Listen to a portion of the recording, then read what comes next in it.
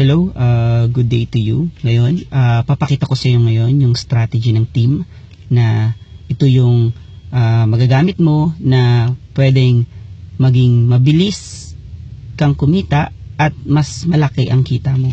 So, pakita ko sa iyo ngayon.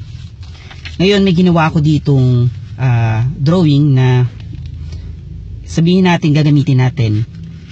Sample, yung isang single package muna. Magkano kaya ang kikitain ng single package? Example, meron kang 8 kaibigan na gusto mag-join pero hindi sila magkakakilala. So ngayon, pag naka-single package ka, ganito natin siya ilalagay. 1, 2, 3, 4, 5, 6, 7, 8. Ganyan magiging structure ng account mo pag mag-join sila.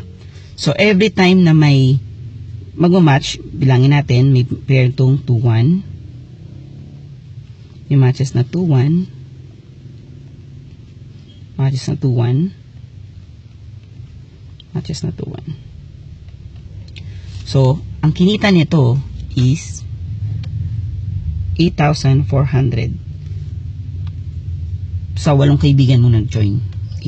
Pag naka-single or single package ka or single account na tinatawag. Paano ngayon kung nakapito ka? 'Di ba? Mas malaki ang kita. Sabi nga daw, mas malaki ang kita kapag mas marami kang branches or marami kang packages. Pakita natin. Ito, may ginawa ulit ako, sample. Yung 8 kaibigan mo lalagay natin sa 7 packages mo kunyari. Ngayon, ang kagandahan sa multiple packages na to, pwede mo silang i-spread. Unlike sa single account, isa lang yung paglalagyan mo. Pag naka 7 ka, pwede mo silang i-spread. Kunyari, dito natin ilagay 1, 2, 3, 4, 5, 6, 7, 8. Diyan sila nakalagay. Ngayon, bilangin natin ilan ang matches. Sa number 4, may match. So, merong 2, 1. Sa number 5, may match. So, may 2, 1 din.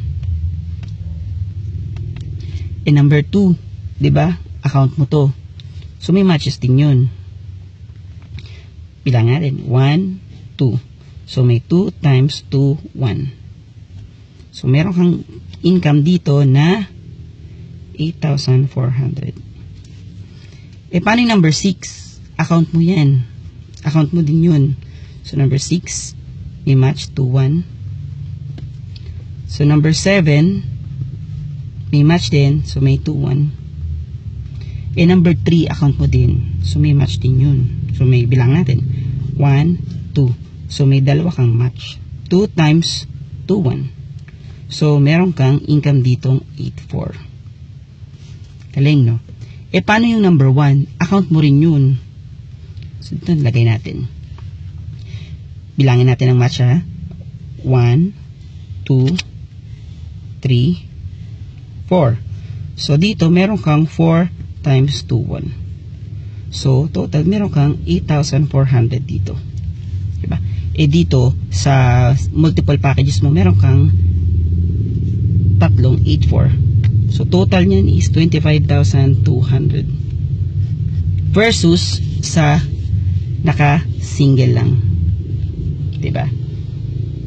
Yan ang strategy ng multiple packages versus sa single packages.